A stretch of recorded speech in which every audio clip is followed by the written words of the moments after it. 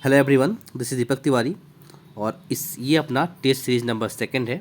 सो चलिए हम शुरू करते हैं। हमेशा की तरह हर क्वेश्चंस को पढ़ने के बाद मैं 5 सेकंड का आपको टाइम दूंगा। अगर आपको इससे ज़्यादा टाइम चाहिए तो आप वीडियो को पॉज करके फिर अपना जवाब देख सकते हैं और फिर जो मैं आंसर दूंगा आप उससे मिला सकते हैं। Right, so let's start. सबसे पहला क्वेश्चन से अपने पास कि लिखित और अलिखित संविधान के बीच प्रमुख अंतर क्या है ये बताना है आपको।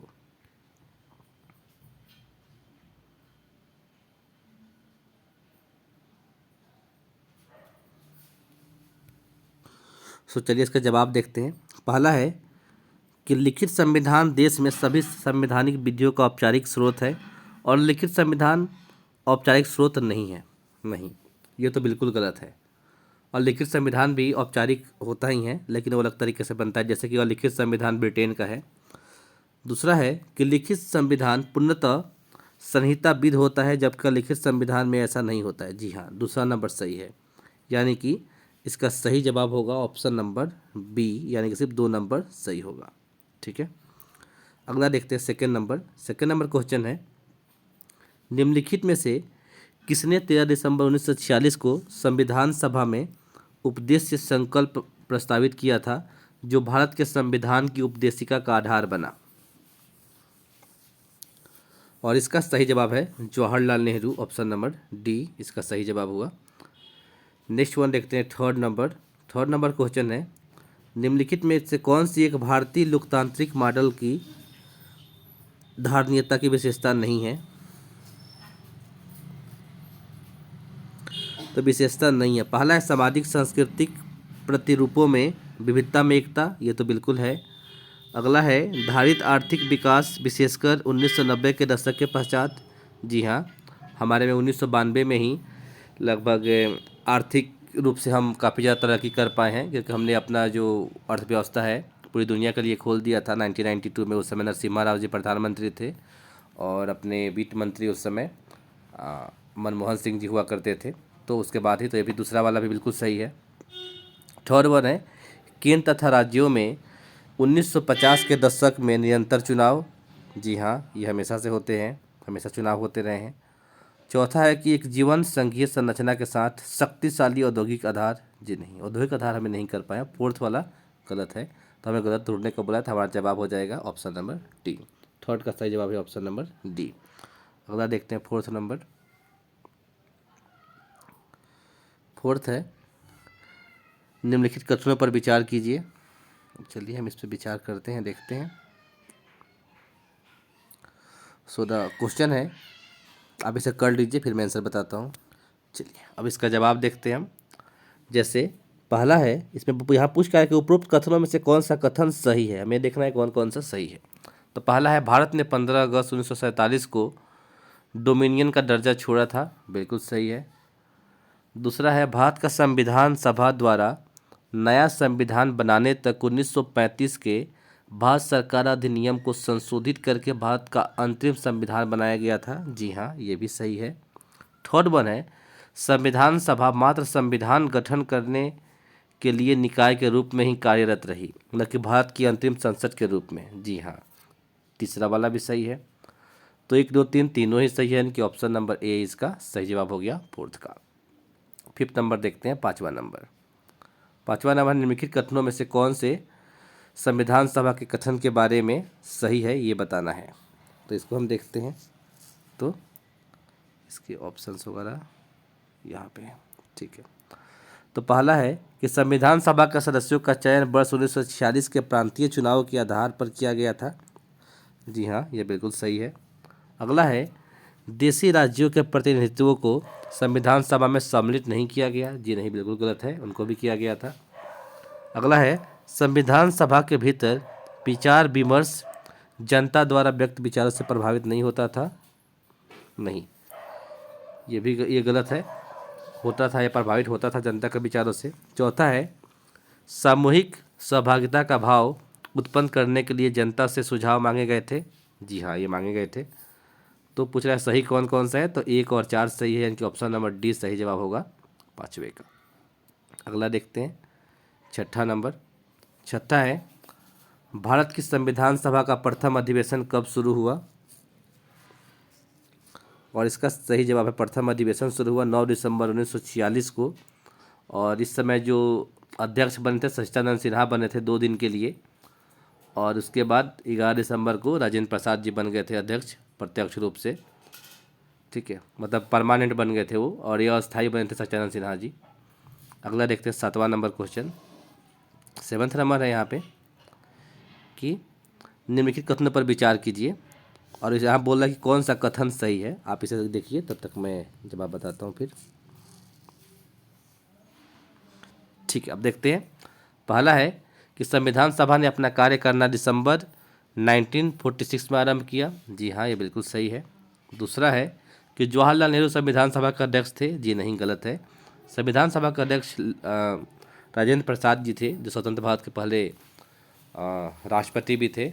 और इनका संबंध बिहार के जीरादेई से था। ये सवाल भी कई बार देखा गया है। अगला है संविधान सभा ने संसद का संविधान 26 नवंबर 1949 को अंगीकृत किया। जी हाँ, बिल्कुल सही है। इसलिए 26 नवंबर को हर साल हम संविधान दिवस भी मनाते हैं।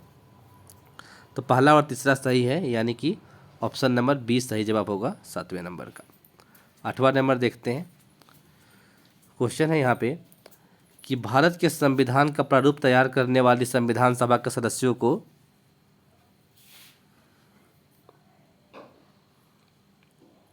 ब्रिटिश संसद द्वारा नामित किया गया। बिल्कुल नहीं। गवर्नर जनरल द्वारा नामित किया गया। बिल्कुल नहीं। विभिन्न प्रांतों के विधान परिषदों द्वारा चुना गया। जी हाँ, सी वाला सही है, यानी कि ऑप्शन नंबर सी सही हो गया 8वें का। 9th देखते हैं। 9th नंबर है भारत में ब्रिटेन के सभी संवैधानिक प्रयोगों में से सबसे कम समय तक चला। वो क्या था वो सबसे कम समय तक जो चला? और वो था 1909 का इंडियन काउंसिलिंग एक्ट, यानी कि ऑप्शन नंबर सी सही जवाब होगा 9th वाले का। आगे देखते हैं। 10th नंबर है भारत के संविधान की रचना हेतु संविधान सभा का विचार निम्नलिखित में से सर्वप्रथम किसने प्रस्तुत किया था?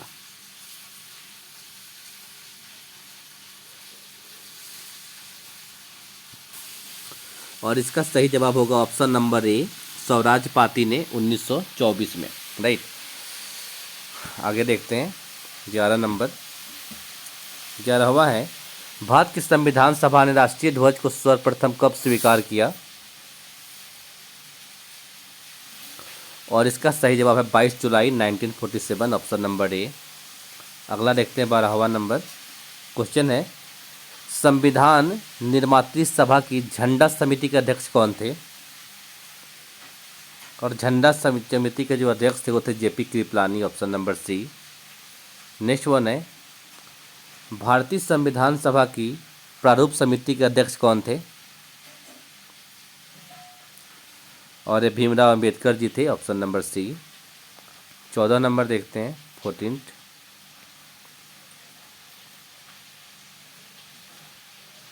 ठीक है, 14th यहाँ पे सुमेलित करने को लेकर संविधान संशोधन की प्रक्रिया हमने किस देश से लिया है? साउथ अफ्रीका से लिया है, जो कि आर्टिकल 368 में है। ठीक है। अगला है नीति निर्देशक तत्व। 2 नंबर ही हमने कहाँ से लिया है? आयरलैंड के संविधान से लिया है, जो कि हमारे संविधान के भाग 4 में है, जिसका आर्टिकल है आर्टिकल 36 से लेकर 51 तक। ठीक है।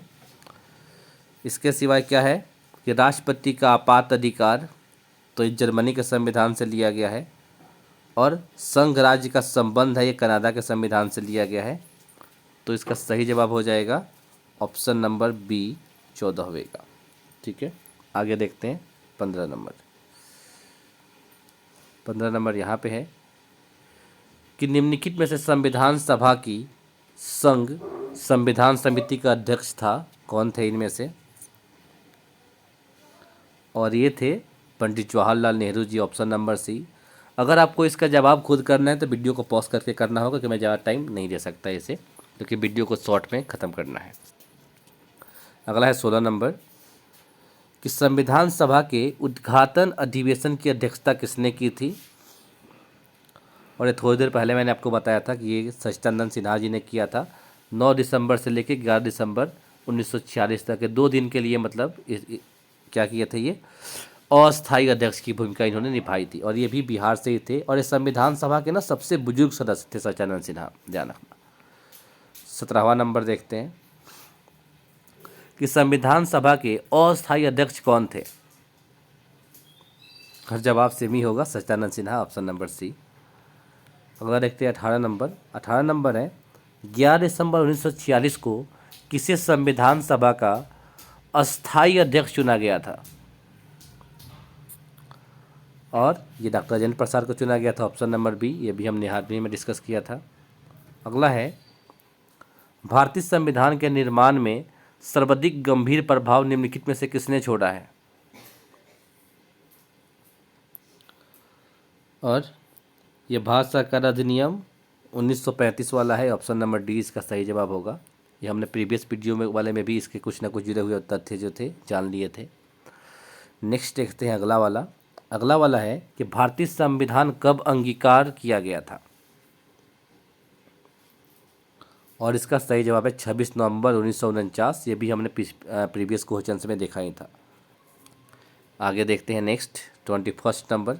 21 है निम्नलिखित में से किस तिथि को भारतीय संविधान लागू किया गया था। और ये किया गया था 26 जनवरी 1950 को पूर्ण रूप से लागू किया गया था। अगला है किस वर्ष भारत एक प्रभुत्व संपन्न प्रजातांत्रिक गणराज्य बना। और इसका सही जवाब है 26 जनवरी 1950 को, ऑप्शन नंबर डी सही जवाब होगा। 30 नंबर देखते हैं 23rd है अब तक भारत के संविधान की उपदेशिका में कितनी बार संशोधन किया जा चुका है। तो ये एक बार किया जा चुका है, ऑप्शन नंबर ए इसका सही जवाब है, यानी कि 42वां संविधान संशोधन 1976 में। 24 नंबर देखते हैं कि संविधान की व्याख्या में उपदेशिका उपयोगी होती है क्योंकि क्या रीजन है इसका। यह मूलभारी शब्दों का प्रयोग करती है, जी नहीं। यह संविधान निर्माताओं के वास्तविक लक्ष्य और दर्शन को सम्मिलित करती है, जी हाँ, बिल्कुल सही जवाब है, ऑप्शन नंबर बी इसका सही जवाब होगा 24 वाले का। 25 देखते हैं, काफ़ी बड़ा सा है।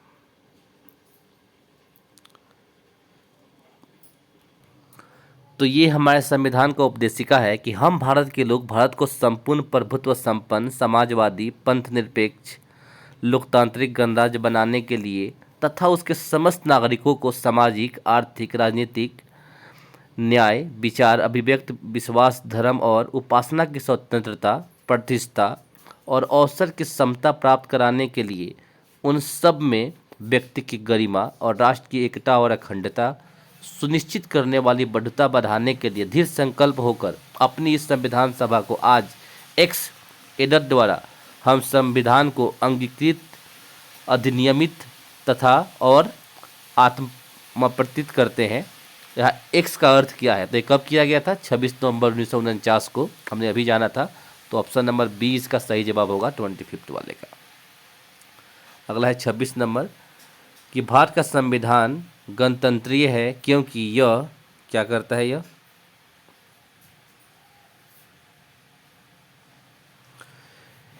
यह निर्वाचित संसद का उपबंध करता है, जी हाँ बिल्कुल, ऑप्शन नंबर ए इसका सही जवाब होगा 26 का। 27वां नंबर देखते हैं कि भारत के लिए कैबिनेट मिशन योजना किस पर विचार किया गया। भारत के लिए कैबिनेट मिशन योजना में किस पर विचार किया गया था, ये बताना 27वें नंबर का। अब इसके ऑप्शन तो नीचे है, मैं इसको दिखाता हूँ।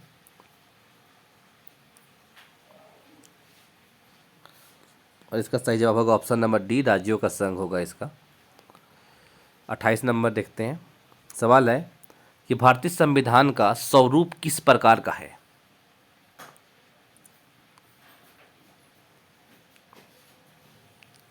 तो ऑप्शन नंबर सी सही जवाब होगा, संरचना में संघात्मक भावना में एकात्मक। नेक्स्ट देखते हैं 29 नंबर। क्वेश्चन है भारत के संविधान में संघीय शब्द कहाँ प्रयुक्त हुआ है। तो संघीय शब्द का प्रयोग जो है फेडरल तो खैर कहीं नहीं किया गया है, हमारे यहाँ यूनियन है हम, ठीक है, फेडरल का तो कहीं नहीं किया गया है। ऑप्शन नंबर डी सही जवाब होगा क्योंकि हम तो यूनियन है, संघ है, फेडरल नहीं है। फेडरल वाला तो कोई कंट्री होगा तो देश से कभी भी अलग हो सकता है, जैसे रसिया था तो आज उसके 15 देश हो गए थे उसमें से, है ना। तो इंडिया फेडरल नहीं है, इंडिया यूनियन है, संघ है, ठीक है। तो इस शब्द का प्रयोग कहीं नहीं किया गया है। 30वां नंबर देखते हैं। क्वेश्चन है, भारत को एक संविधान देने का प्रस्ताव संविधान सभा द्वारा पारित किया गया था, और यह पारित किया गया था 22 जनवरी 1947 को, ऑप्शन नंबर बी में। आगे देखते हैं, राष्ट्रीय झंडे की अभिकल्पना को भारत की संविधान सभा में ग्रहण किया गया था, और ये किया गया था 1947 में, जुलाई में, 4 जुलाई को। अगला है, संविधान सभा में किस प्रांत का प्रतिनिधित्व सबसे अधिक था, और वह था संयुक्त प्रांत, जो आज का उत्तर प्रदेश है और उत्तराखंड है, ये मिला के था उस समय संयुक्त प्रांत। अगला देखते हैं 33 नंबर, निम्नलिखित में से कौन सी एक संस्था भारत के संविधान द्वारा गठित नहीं की गई थी।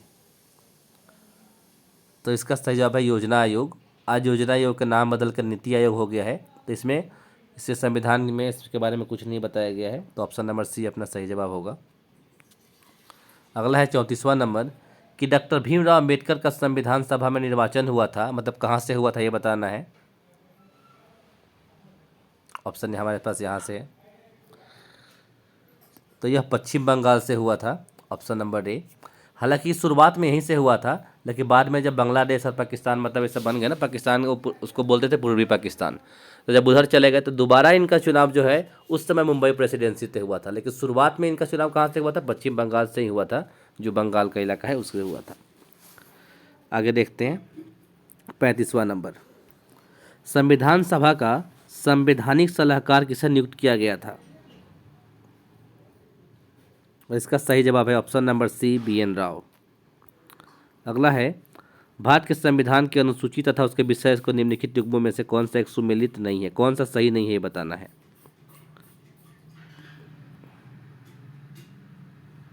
36 नंबर, तो 8वीं अनुसूची में भाषाएं हैं, बिल्कुल। शुरुआत में 14 भाषाएं थी और इस समय 22 भाषाएं हैं। दूसरी अनुसूची में शपथ तो नहीं, ये बिल्कुल गलत है। दूसरी अनुसूची में क्या है कि इसमें उनके वेतन वगैरह को लेकर है। तीसरी अनुसूची में शपथ वगैरह के बारे में बताया गया है। चौथी में राज्यसभा की सीटों का बंटवारा हुआ है, बिल्कुल ये भी सही है। और 10वीं अनुसूची में दल बदल कानून, बिल्कुल सही है। इसको 52वां संविधान संशोधन में किया गया था 1985 में। 52वां संविधान संशोधन और साल था 1985, ठीक है। ये मूल संविधान में नहीं था 10वीं अनुसूची, ध्यान रखना है। इसमें दल बदल कानून है, इस समय प्रधानमंत्री राजीव गांधी थे। तो इसका सही जवाब कौन सा हुआ, गलत कौन सा है, बी वाला। आगे देखते हैं 17 नंबर। 17 नंबर है, संविधान के विभिन्न पहलुओं के अध्ययन हेतु संविधान सभा ने कितनी समितियां नियुक्त की थी, और समितियों की संख्या थी 13, ऑप्शन नंबर सी सही जवाब है। अगला है, संविधान सभा के प्रारूप समिति की नियुक्ति कब की गई, और ये की गई थी 29 अगस्त 1947 को। अगला है, संविधान सभा के प्रारूप समिति में सदस्यों की संख्या कितनी थी,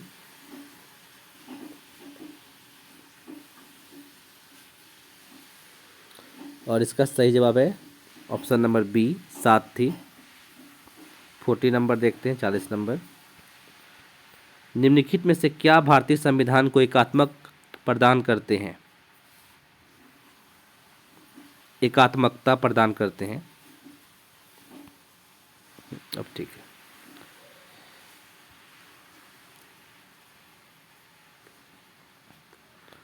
तो संघीय संशोधन की प्रक्रिया अन्वयाधीन नहीं, ये बिल्कुल गलत है। लिखित संविधान है, जी नहीं। राज्य और केंद्र के लिए समान संविधान है, जी हाँ, ये वाला हमारे देश में अच्छी तरीके से। तो ऑप्शन नंबर डी सही जवाब होगा 40 नंबर का। 41 देखते हैं, निम्नलिखित में से कौन संविधान सभा का सदस्य नहीं था, अब उसे देखते हैं हम। सरदार वल्लभ भाई पटेल बिल्कुल थे, JP कृपलानी बिल्कुल थे, झंडा समिति के अध्यक्ष थे। जयप्रकाश नारायण, जी नहीं, ये नहीं थे। और KM मुंशी, ये भी थे। तो ऑप्शन नंबर सी अपना सही जवाब हो जाएगा। अगला है 42 नंबर, संविधान का प्रारूप जैसा विचलित किया गया है वह केवल देश के शासन के लिए तंत्र उपलब्ध कराता है, यह सत्ता के किसी भी विशेष दल को स्थापित करने की प्रयुक्ति नहीं है, जैसा कि कुछ देशों में किया गया है। सत्ता में कौन हो इसे जनता के विनिश्चयार्थ छोड़ दिया गया है, जैसा कि होना ही चाहिए। यदि यह तंत्र को लोकतंत्र के परीक्षण पर खरा उतरना है, संविधान निर्मात्री सभा के विचार विमर्श से उद्भूत उपरोक्त परिषद का श्रेय किसे है? ये किसने दिया था, मतलब इसके बारे में पूछा गया है, ये किसने लिखा था ये। और ये जो शब्द थे ये भीमराव अम्बेडकर के थे। ऑप्शन नंबर 20 का सही जवाब होगा।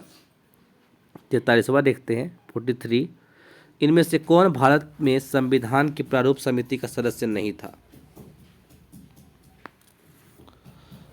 और गांधी जी नहीं थे इसके सदस्य। ऑप्शन नंबर डी इसका जवाब होगा सही हमारे लिए, लेकिन नहीं वाला पूछ रहा है कौन नहीं था।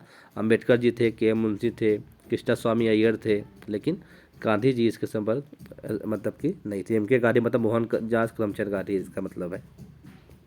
अगला है 44 नंबर। निम्नलिखित में से कौन सा सही सुमेलित नहीं है? तो 9 दिसंबर 1947 संविधान सभा की प्रथम बैठक तो 1947 नहीं 46 में हुआ था, तो ये तो पहला ही गलत है। तो ये तो पहला आंसर हमारा सही हो गया, पर इसको पढ़ लेते हैं कौन कौन सा सही है। जैसे कि 26 नवंबर 1949 को क्या हुआ था? भारत के लोगों ने संविधान को अंगीकृत, अधिनियमित और आत्मप्रपित किया, बिल्कुल ये हुआ था। और 24 जनवरी 1950 को संविधान सभा के सदस्यों ने संविधान को अंतिम रूप देकर क्या किया? हस्ताक्षर किया, साइन किया, ये भी हुआ था। और 26 जनवरी 1950 को हमारा संविधान पूर्ण रूप से लागू हो गया, ये भी सही है। आगे देखते हैं कि भारतीय संविधान की प्रस्तावना में देश का कौन सा नाम उल्लेखित है?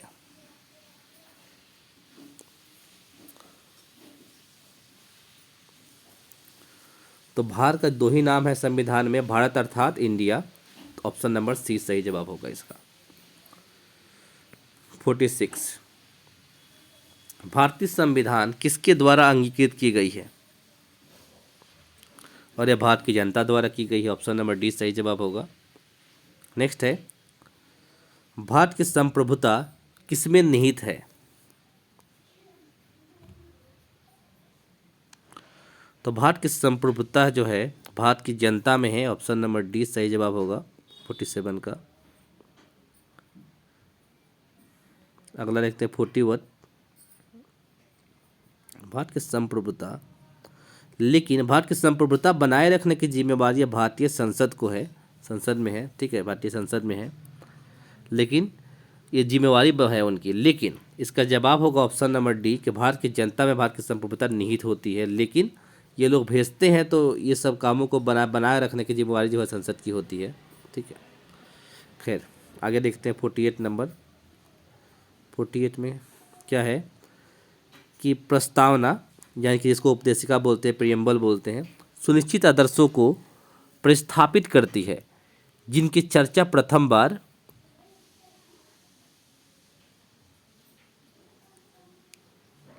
इसका सही जवाब ऑप्शन नंबर डी होगा संविधान सभा द्वारा स्वीकृत उद्देश्य प्रस्ताव में की गई थी। राइट, उद्देश्य प्रस्ताव में की हुई थी, तो इसका ऑप्शन नंबर डी सही जवाब होगा 48 का। 49 देखते हैं। 49 है निम्नलिखित में से क्या प्रस्तावना में स्पष्ट उभरता है? क्या उभरता है प्रस्तावना में? यह है इसमें। अब इसका सही जवाब क्या होता है? संविधान अब अधिनियमित हुआ था, बिल्कुल सही है। जिन आदर्शों को प्राप्त करना था, ये भी सही है। शासन का तंत्र क्या होगा? ये भी सही है। प्राधिकार का स्रोत क्या है? ये भी सही है। इनके सभी सही है। ऑप्शन नंबर डी इसका सही जवाब है। अगला देखते हैं 50 नंबर। निम्नलिखित में से कौन सा कथन प्रस्तावना के विषय में सही है? और इसका सही जवाब होगा ऑप्शन नंबर ए, यह न्यायालय के अधीन परिवर्तनीय नहीं है। जो कि प्रस्तावना है न्यायालय में परिवर्तनीय नहीं हो सकता। ऑप्शन नंबर ए इसका सही जवाब है। और बाकी सब गलत ही हैं। सर्वोच्च न्यायालय किससे सबको जब गलत ही है तो क्या देखना है इनको, वैसे पहला वाला सही है। अगला है 51। 51 में है कि 1927 की बटलर कमेटी का उद्देश्य था, और इसका सही जवाब है देशी रियासतों के साथ संबंध सुधारना, ऑप्शन नंबर डी। अगला है प्रस्तावना में प्रतिष्ठापित समानता, स्वतंत्रता और बद्धता का आदर्श की प्रेरणा, और ये ली गई है फ्रांसीसी क्रांति से ली गई है, ऑप्शन नंबर सी। अगला है 53 नंबर, भारतीय संविधान में राज्यों का संघ की संकल्पना को प्राप्त किया गया है, और ये किया गया है option number C, British North America अधिनियम से, ऑप्शन नंबर सी। आगे देखते हैं। अगला है 54 नंबर, कानून का समान संरक्षण वाक्य कहाँ से लिया गया है, और इसका सही जवाब है अमेरिका, ऑप्शन नंबर ए। अगला देखते हैं 55 नंबर, कि भारत को एक गणराज्य मुख्य रूप से इसलिए माना जाता है क्योंकि, क्या कारण है इसके, और इसका सही जवाब है ऑप्शन नंबर ए, राज्याध्यक्ष का चुनाव होता है, मतलब कि हमारे जो राष्ट्रपति हैं इनका चुनाव होता है। और जैसे ब्रिटेन है, जापान है, और अपना पड़ोसी देश भूटान है, यहाँ पे वंश पीढ़ी दर पीढ़ी चलती है, मतलब वंश के रूप में है, तो यहाँ पे तो नहीं माना जाता। और हमारे यहाँ जो देश के राष्ट्राध्यक्ष होते हैं ना, इनका चुनाव होता है, जैसे कि अभी रामनाथ कोविंद जी हैं, इससे पहले प्रणब मुखर्जी थे, तो कोई भी चुन के आ सकता है जिसकी उम्र कम से कम 35 साल है, और बाकी पैरामीटर्स पे उतरता है खरा। तो खैर आगे देखते हैं 56 नंबर, 56 नंबर है कि भारत के संविधान की प्रस्तावना में निम्नलिखित में से वह शब्द कौन सा है जिसका समावेशन संविधान के 42वें संशोधन यानी कि अधिनियम 1976 के माध्यम में नहीं किया गया था। वो कौन सा जो पहले से ही है उसमें नहीं किया गया था। तो समाजवादी शब्द तो तभी जोड़ा गया था, धर्मनिरपेक्ष भी जोड़ा गया था, अखंडता भी जोड़ा गया था, निष्ठा नहीं था।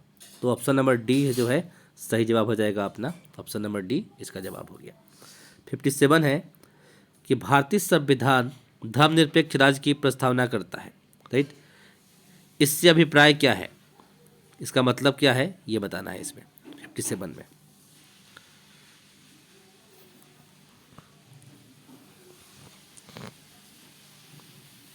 पहला कि राज्य सभी धर्मों को समान मानेगा, बिल्कुल। राज्य लोगों को विश्वास और उपासना की स्वतंत्रता होगी, बिल्कुल। शैक्षिक संस्थानों को बिना किसी अपवाद के धार्मिक शिक्षा देने की स्वतंत्रता प्राप्त होगी, नहीं। शैक्षिक संस्थान जितने भी हैं वो धार्मिक शिक्षा नहीं दे सकते। अगला है राज्य रोजगार के विषय में धार्मिक आधार पर किसी प्रकार का विभेद नहीं करेगा, जी हाँ ये सही है। तो 1, 2 और 4 सही है, यानी कि ऑप्शन नंबर डी सही जवाब हो गया 57 का। अगला देखते हैं 58 नंबर। 58 है कि भारत के संविधान द्वारा निम्नलिखित विषयों में से कौन सी निरसित की गई है, मतलब ख़त्म कर दी गई है, ये बताना है इसमें से 58 वाले में। तो भारत सरकार अधिनियम 1935 इसको तो ख़त्म कर ही दिया गया है, हालांकि उसी तरीके से अलग अलग चीज़ें ऐड कर दी गई है, पर इसको तो ख़त्म कर दिया गया है, राइट। अगला है कि किस किस को ख़त्म कर दिया गया, ये पूछ रहा है ना 58 में, तो इसको ख़त्म कर दिया गया, सही है। राष्ट्रीय स्वतंत्रता अधिनियम 1947 नहीं, ये तो है। पीवी काउंसलिंग अधिराज्यता समाप्ति अधिनियम 1949 ये भी है। निवारक निरोध अधिनियम 1950 इसको ख़त्म कर दिया गया है। तो कौन कौन से ख़त्म कर दिया गया, 1 नंबर और 4 नंबर, ये है 1 और 4 ही ख़त्म किया गया ना इसमें। 1 मिनट, नहीं माफ़ करना, ये तो अभी भी है, ख़त्म कर दिया गया है। 1 नंबर और 2 नंबर तो ख़त्म किया गया है, राइट। 1 नंबर और 2 नंबर तो ख़त्म किया गया है, यानी कि इसका ऑप्शन नंबर ए सही जवाब होगा। अगला लिखते हैं 59 नंबर। 59 है कौन सा कथन सत्य नहीं है, 59 नंबर। चलिए इसका जवाब देखते हैं। पहला कि भारत में संविधान सर्वोच्च है, बिल्कुल है। विधि का शासन मान्य है, बिल्कुल है। संविधान स्वतंत्र न्यायपालिका की स्थापना करता है, जी हाँ। भारत धर्मनिरपेक्ष राज्य नहीं है, नहीं ये गलत है। तो हमारा आंसर तो यही सही हो जाएगा जो गलत है, तो ऑप्शन डी होगा 59 का। अगला है जर्मनी के वाइमर संविधान से निम्नलिखित में से कौन सा लक्षण भारतीय संविधान में लिया गया है।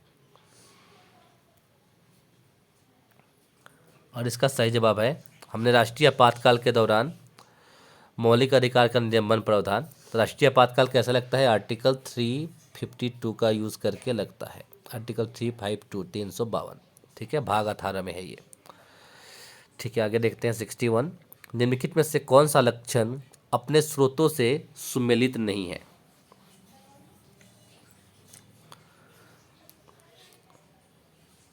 तो पहला है न्यायिक पुनरीक्षण, ये ब्रिटिश परंपरा है नहीं, ये तो हमने अमेरिका से लिया है, पहला ही गलत हो गया। नीति निरपेक्षता तो आयरलैंड के संविधान से बिल्कुल सही है। समवर्ती सूची ऑस्ट्रेलिया से बिल्कुल सही है। मौलिक अधिकार अमेरिका से, ये भी सही है। तो अपना सही जवाब कौन सा हो गया, फर्स्ट वाला। गलत वाला पूछा था, गलत वाला फर्स्ट वाला है। अगला है, भारत के लिए माउंटबेटन योजना में किस प्रकार का विचार किया, किस पर विचार किया था माउंटबेटन योजना ने। और इसका सही जवाब है, राज्यों का संघ बनाने को लेकर भारत को किया गया। ऑप्शन नंबर डी जो है सही जवाब है इसका। अगला है 63 नंबर, 63 नंबर की, तो सिंपली हम इसका आंसर देख लेते हैं डायरेक्ट यहाँ पे इसका 63 वाले का। जैसे पहला है कि राज्य के नीति निर्देशक तत्व कहाँ से लिया गया है, आयरलैंड से लिया गया है। मूल अधिकार कहाँ से लिया गया है, अमेरिका से लिया गया है। संघ राज्य संबंधों की समवर्ती सूची हमने कहा से ऑस्ट्रेलिया से लिया है, इसको हमने कहाँ से लिया है, ऑस्ट्रेलिया से लिया है। आगे देखते हैं। अगला है, भारत राज्यों का संघ है तथा संघ की अधिक शक्ति निहित है, ये हमने कहाँ से लिया है, ये हमने कनाडा से लिया है। कहाँ से लिया है हमने, ये कनाडा से लिया है, तो ये बात आपको ध्यान रखना है। तो ये सब हो गया जवाब, और इसका जो भी जवाब होगा कैसे होगा, लास्ट वाले का 2 है, यानी कि 63 है ना, ऑप्शन नंबर डी इसका सही जवाब होगा 63 वाले का। अगला देखते हैं 64 नंबर। 64 नंबर है, भारत का संविधान लचीला है क्योंकि यह एक निर्वाहित संसद का उपबंध करता है। जी हाँ, बिल्कुल सही है, पहला ही सही है, तो ये सब तो गलत ही है। तो एक नंबर जवाब अपना हो गया 64 का। अगला देखते हैं 65, निम्नलिखित कथनों में से कौन सा एक सही नहीं है। ठीक है, 65 में कौन सा एक सही नहीं है देखना है हमें 4 में से। चलिए इसको हम देखते हैं, तो शुरुआत करते हैं। तो चलिए हम इसे देखते हैं कि कौन सा सही नहीं है। तो पहला है यहाँ पे कि आर्टिकल 39 डी के साथ पठित राष्ट्रीयकरण विधियों की संवैधानिकता बनाए रखने हेतु न्यायालय को समर्थ बनाएगा। बिल्कुल, ये तो है, सही है। अगला है, आर्टिकल 14 के साथ पाठित ऐसे कानून को जो पूर्णतम मात्रा में समाजवादी लक्ष्य को प्राप्त करने में असफल हो गया है, विखंडित करने में न्यायालय को समर्थ बनाएगा। ये भी है। अगला है, अनुच्छेद 25 के साथ पठित न्यायालय को उस अनुच्छेद अंतर्गत प्रत्याभूत स्वतंत्रता सुनिश्चित करने में समर्थ बनाएगा। ये भी है। आर्टिकल 23 के साथ पठित आय एवं प्रतिष्ठा की असमानताओं में कमी करने के लिए न्यायालय को समर्थ बनाया जाएगा। नहीं, ये नहीं है। तो हमारा सही जवाब ऑप्शन नंबर डी हो गया 65 का। अगला देखते हैं 66। क्वेश्चन है कि भारत के संविधान में सम्मिलित समवर्ती सूची किस देश की देन है। तो हमने अभी अभी किया था, ऑस्ट्रेलिया की है, ऑप्शन नंबर बी। 67 देखते हैं कि भारतीय संविधान सभा का उपाध्यक्ष किसे नियुक्त किया गया था। और इसका सही जवाब है हरेंद्र कुमार मुखर्जी को, ऑप्शन नंबर सी सही जवाब है। अगला है, निम्नलिखित में से कौन लोकतांत्रिक राज्य के रूप में भारत का वर्णन करता है। और इसका सही जवाब है ऑप्शन नंबर बी, प्रस्तावना। नेक्स्ट देखते हैं 69 नंबर। क्वेश्चन है, जवाहरलाल नेहरू संविधान सभा के निम्नलिखित में से किन समितियों के अध्यक्ष थे। तो कुछ कई सारे समितियों के अध्यक्ष थे वो। तो चलिए हम इसमें देखते हैं कौन कौन से के थे वो।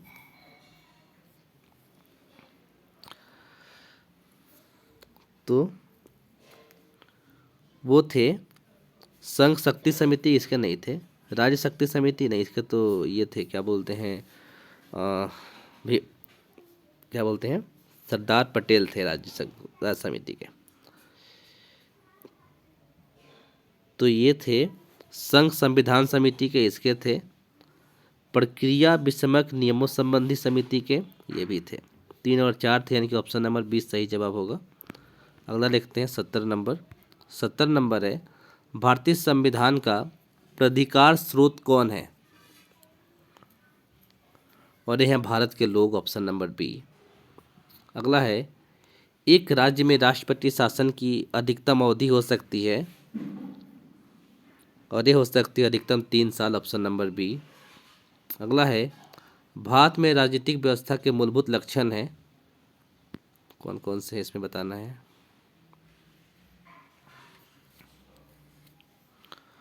यह एक लोकतांत्रिक गणतंत्र है, बिल्कुल है। इसमें संस्थात्मक रूप से सरकार है, हाँ संस्थात्मक रूप से है, ये भी सही है। अगला है, सर्वोच्च सत्ता भारत की जनता में निहित है, ये भी है। इनमें से एक एकीकृत शक्ति का प्रावधान है, जी हाँ ये भी है। यानी कि चारों ही सही है, तो ऑप्शन नंबर डी सही जवाब होगा, राइट। सो यहाँ पे अपना ये सेकंड नंबर सीरीज भी खत्म होता है। मिलते हैं नेक्स्ट वीडियो में नेक्स्ट क्वेश्चंस के साथ। Till there bye bye and take care.